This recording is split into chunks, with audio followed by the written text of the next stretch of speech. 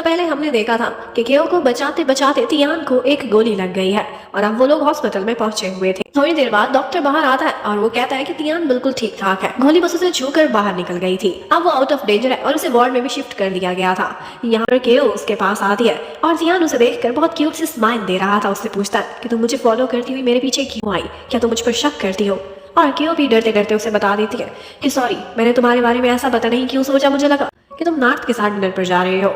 लेकिन साथ ही उसे कहती है तुम्हें क्या जरूरत थी मुझसे कोई सीक्रेट्स रखने की, तुम मुझे बता देते कि तुम लोग तो के पीछे जा रहे हो तो ना मैं पीछे आती, ना ही ये खतरा देखना पड़ा और ना ही तुम्हें गोली लगती। वेल फाइनली तियान उसे हक करता है और लगता है कि उन दोनों की सुलह हो चुकी है। अब केओ रात को तियान के पास ही बैठे बैठे सो गई थी।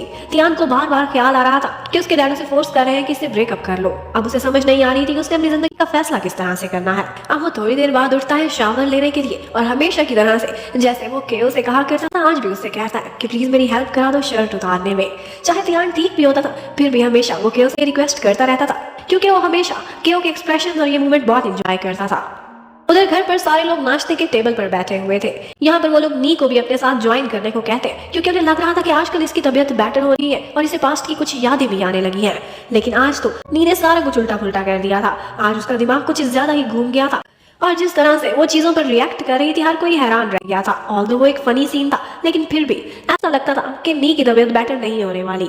उधर हमें दिखाते हैं कि आज रसी और थैप भी इकट्ठे आते हैं नी से मिलने के लिए और थैप इस बात से परेशान हो रहा था कि नी को यादें आ रही है, लेकिन आज जब वो उसकी बिगड़ी हुई हालत देखता है तो उसे तसल्ली हो जाती है कि ये बिल्कुल ठीक नहीं होने वाली। अब यहाँ पर थैप नाथ से मिलता है और नाथ उसे बताती है कि कल तियान को एक गोली लग गई थी, वो माइनर सा इंजर्ड है और इस वक्त हॉस्पिटल में है। पता है वो किसी गुंडे के पीछे गया हुआ था, सिर्फ और सिर्फ केओ को बचाने के लिए वो इतनी मुसीबत में फंस गया।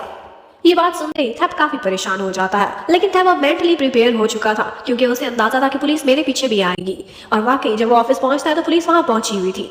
वो कहते हैं तो की फोटो दिखाकर कि क्या तुम इसे जानते हो क्योंकि इसकी कॉल हिस्ट्री में तुम्हारा भी नंबर आया है। अब थैप उनसे यही कह देता है कि हाँ मैं इसे जानता हूँ, ये एक लोकल ब्रोकर है और मुझे कुछ एरियाज की लैंड्स के रेट बताता था, इससे ज्यादा मेरे इससे कोई रिश्ता नहीं।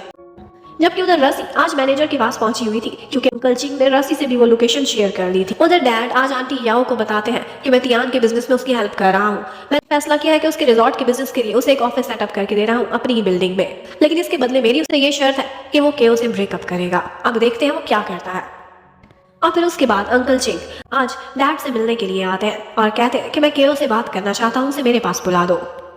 अब केओ जब उनसे मिलने के लिए जाती है तो वो उससे कहते हैं कि मैं जान चुका हूँ, तुम मेरी ही पोती हो और मैं तुम्हें इतना बता दूं कि तुम्हारा डैड, वो आगे कुछ बोलने ही वाले थे कि ऊपर से थैप पहुंच जाता है और उनको आगे कुछ नहीं बोलने देता। डैड उसे देखते ही डर जाते हैं और कुछ नहीं कह पाते। उसके बाद वो डैड को डांटने लगता है और उन पर प्रेशर डालता है कि क्या आप दुनिया के सामने रियलिटी बताने लगे थे कि मैं थैप नहीं, मैं चाय हूँ। एक्चुअली बचपन से ही डैड थैप से ज्यादा प्यार करते थे क्योंकि चाय एक अच्छा लड़का नहीं था और इसी वजह से सारे लोगों ने एक इमेज बनाया हुआ था कि थैप एक एंजल है और चाय डेविल। और अब वो यही चाहता था कि जब थैप की डेथ हो गई है तो उसका एंजल वाला इमेज मुझे ही मिले। और वो डैड से कहता है कि मुझे आपको लास्ट वार्निंग देनी पड़ रही है, आप किसी को नहीं बताएंगे कि मैं चाय हूँ। उधर रसी कहती है कि मैं खुद केओ से कोई बात नहीं करती क्योंकि मुझे नहीं पता वो मेरा भरोसा करेगी कि नहीं। मैं उसे बचपन में छोड़ आई थी, वो मुझ पर गुस्सा करेगी, शायद मुझसे नफरत भी करे, इसीलिए वो चाहती थी कि जो भी बात करनी है उसके दादा उससे करे। जबकि थैप अब खुद अच्छा बनता है और जाता है केओ के पास और उससे कहता है कि देखो बेटा मैं तुम्हारा डैड हूँ, तुम मेरे साथ शिफ्ट हो जाओ, बहुत रह लिया तुमने दूसरों के घर पर। लेकिन केओ काफी स्मार्ट गर्ल थी, वो कहती है कि अभी मेरा माइंड एक्सेप्ट नहीं कर रहा, मैं सोच रही हूँ हमें पहले डीएनए टेस्ट कराना चाहिए। अब वो जैसे ही घर आती है तो थोड़ी देर बाद वहाँ पर तियान के डैड आते हैं और उन दोनों से अकेले में वो कुछ बात करना चाहते थे। ये देखते ही तियान और केओ दोनों परेशान हो जाते हैं कि कुछ तो फिशी है, इससे पहले डैड कभी उनके घर पर नहीं आए थे। दूसरी तरफ थैप बहुत लेट अपने घर आता है, वो हमेशा अपने डैड पर नजर रखा करता था। आज लेट नाइट वो किसी से फोन पर बातें कर रहे थे और वो था उनका मैनेजर। वो अपने डैड के पास आता है और उनसे फोन छीन लेता है और उसने सुन लिया था कि मैनेजर अभी तक जिंदा है। अब वो डैड पर गुस्सा करता है और उनसे कहता है कि आपको केओ और रॉन्ग इतनी प्यारी क्यों थी, क्यों थैप इतना प्यारा था और मैं नहीं? आप हमेशा से मुझे नीचा देखते थे और मैं आपका बुरा बेटा हूँ, कभी मुझे आप अच्छे के तौर पर एक्सेप्ट नहीं करेंगे।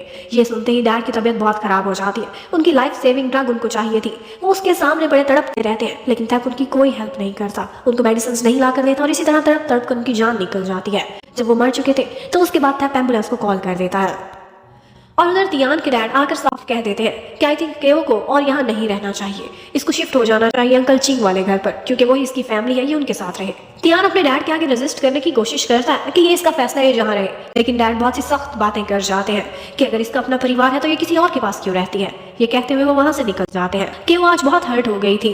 वो तियान के रूम के बाहर आती है और उससे कहने लगती है कि प्लीज दरवाजा मत खोलना, सिर्फ मेरी बात सुन लो। वो रो रो कर सिर्फ यही कहे जा रही थी कि तुम्हारी अपने डैड के साथ मेरी वजह से बहुत दफा लड़ाई हुई है, अगर मैं यहाँ से मूव आउट कर जाऊँ तो शायद वो मुझसे और नफरत ना करे, अगर यही सोल्यूशन है तो मैं ये भी करने को तैयार हूँ। तियान बाहर निकलता है और बस खामोशी से उसे हक कर लेता है। वो केओ को दुखी नहीं देख सकता था और इस वाकया के बाद केओ बहुत हर्ट हो जाती है। अंकल हाया भी आज वापस जा रहे थे। वो जब उसे रोते हुए देखते तो बहुत सैड हो जाते। उन्हें भी पता चल गया था कि क्या इशू है। वो जाते जाते उसे कहते कि तुम मुझे उतनी ही प्यारी हो जितनी मुझे प्रायो प्यारी है। अगर तुम्हें कोई भी दिक्कत हो, कोई भी प्रॉब्लम हो, तुम्हें यहाँ के लोग एक्सेप्ट ना करें तो ये मत भूलना कि वहाँ पर भी तुम्हारा घर है और वहाँ पर भी तुम्हारी फैमिली है। अब नेक्स्ट मॉर्निंग ग्रासी को पता चलता है कि अंकल चिंग की डेथ हो गई है तो वो बहुत सैड हो जाती है। आखिर को वो उसके डैड थे और अभी उन्होंने केओ वाली प्रॉब्लम में उसकी बहुत हेल्प भी करनी थी। उधर केओ को भी ये बात पता चलती है कॉम के थ्रू कि आज उन्होंने फ्यूनरल पर जाना है, तो वो भी बहुत परेशान हो जाती है कि उसके दादा की डेथ हो गई। अब राशि सबसे पहले तो मैनेजर से मिलने के लिए जाती है। वो परेशान थी कि उसने जो डॉक्यूमेंट्स अंकल चिंग को दिए वो घर पर होंगी और थैप उनकी तलाशी लेकर वहां तक पहुंच जाएगा, लेकिन मैनेजर उसको तसल्ली दे देता है कि घर पर अंकल ने कोई भी क्लू नहीं छोड़ा था, सारा कुछ उन्होंने मेरे पास रखवाया हुआ है। और साथ ही साथ वो ये भी शेयर करता है कि तब मेरी उनसे बात हो रही थी और मुझे शक है कि थक नहीं उनको मारा होगा या कहीं ना कहीं वो इन्वॉल्व जरूर है, उनकी नेचुरल डेथ नहीं बल्कि मर्डर हुआ है। वेल अब तियान केओ को लेकर अपने फैमिली हाउस पर जाता है। एक्चुअली उसने नी से ड्रेसिंग लेनी थी क्योंकि केओ ने फ्यूनरल पर जाना था और उसे कोई ब्लैक ड्रेस चाहिए था। उधर सिथ और नाथ भी दोनों फ्यूनरल पर जाने के लिए रेडी हो रहे थे। यहाँ पर सिथ आज नाथ से कहता है कि मैंने तुम्हें देख लिया है कि तुम मुझे बिल्कुल भी भाव नहीं देती, तुम्हें थोड़ी तो शर्म करनी चाहिए, मैं इससे ज्यादा और बर्दाश्त नहीं कर सकता, जितने दिन हमारी मैरिज चल रही है तब तक तो रुक जाओ। वो उसे समझाता है कि तुम्हें और आवारा होने की कोई जरूरत नहीं, तुम ऑलरेडी हर बॉर्डर क्रॉस कर चुकी हो। लेकिन नाथ उल्टा उसे ही थप्पड़ मार देती है कि मुझे ज्यादा डिक्टेट ना करो, पुरानी जॉब छोड़ दी है, बल्कि वो अब अपने डैड का बिजनेस संभाल रहा है। यहाँ पर नाथ उससे कहती है कि अब तुम्हारे पास ज्यादा अच्छा मौका है, जैसे ही तियान केओ की लाइफ से निकलेगा तुमने केओ को अपनी तरफ अट्रैक्ट करना है। वेल उसके बाद हमें फ्यूनरल का सीन दिखाते हैं। सारे लोग वहां पर आए हुए थे। रसी बहुत सैड थी। एक्चुअली वो उसके अपने ही तो डैड थे जिनकी डेथ हुई थी और केओ बेचारी वो तो बहुत परेशान नजर आ रही थी। वो जैसे ही कोई रिश्ता पाती थी तो वो उससे खो जाता था, उसे अपने दादा के साथ ज्यादा समय भी बिताने को नहीं मिला था। जबकि डैड यहाँ पर मौका पाते ही तियान को डांटने लगते हैं कि तुम इतने जिद्दी क्यों हो, जल्दी से केओ को अपनी लाइफ से मूव आउट कराओ। और उसी टाइम पर थैप भी केओ से यही रिक्वेस्ट कर रहा था कि देखो तुम्हारे दादा की तो डेथ हो चुकी, मेरे डैड तुम्हारे साथ बहुत समय बिताना चाहते थे और उनकी लास्ट विश भी यही थी कि तुम हमारे घर में आ जाओ, इसलिए प्लीज इस बात को कंसीडर कर, हम फैमिली है, हमें ज्यादा से ज्यादा टाइम इकट्ठे बिताना चाहिए, हमारा बहुत टाइम वेस्ट हो चुका। और इसी फ्यूनरल पर विन भी आया हुआ था। वो केओ से मिल रहा था कि ऊपर से तियान भी आ जाता है। और यहाँ पर एक छोटी सी बात पर तियान और विन के बीच काफी सारी जेलसी भी दिखाई जाती है, जिसे देखकर नाथ बहुत खुश हो गई थी। इसके बाद वो विन के पास आती है और उसे शाबाशी देने लगती है कि तुम बहुत अच्छा रिएक्ट करने लगे हो, लेकिन विन उससे ज्यादा बात नहीं करना चाहता था। तो उससे कहता है कि देखो तुम्हारा अपना हस्बैंड है, तुम तियान में क्यों इंटरेस्टेड हो। तो आगे से वो भी उसे बात लगा देती है, जवाब में कहती है कि वो तो तियान की गर्लफ्रेंड है, तुम उसमें क्यों इंटरेस्टेड हो। जबकि अगर हमें मैनेजर को दिखाते हैं, उसे सिर्फ एक ही चीज की परेशानी थी जो कि वो राशि से भी शेयर कर रहा था, और वो ये थी मिस्टर चिंग ने अपनी सारी की सारी प्रॉपर्टी केओ के नाम पर कर दी है, तो चाहे उसे अपनी लीगल बेटी बनाएगा, उसके बाद जब वो उसका मर्डर कर देगा, वो रास्ते से हट जाएगी तो सारी प्रॉपर्टी ऑटोमेटिकली चाय के पास आ जाएगी, यानी कि डुप्लीकेट थैप के पास। अब ये परेशानी की बात थी जिसे लेकर रसी भी बहुत उदास हो जाती है। अब वो कैसे अपनी बेटी को बचाएगी ये देखने के लिए stay connected. Thank you for watching, bye bye.